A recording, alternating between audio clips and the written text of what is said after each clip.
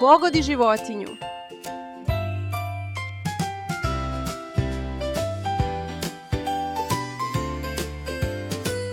Koji tragovi su ovo?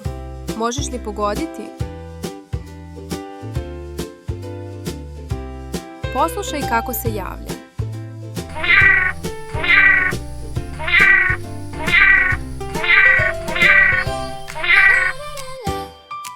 Bravo, to je mačka. Mačka lovi miševe i voli mlijeko.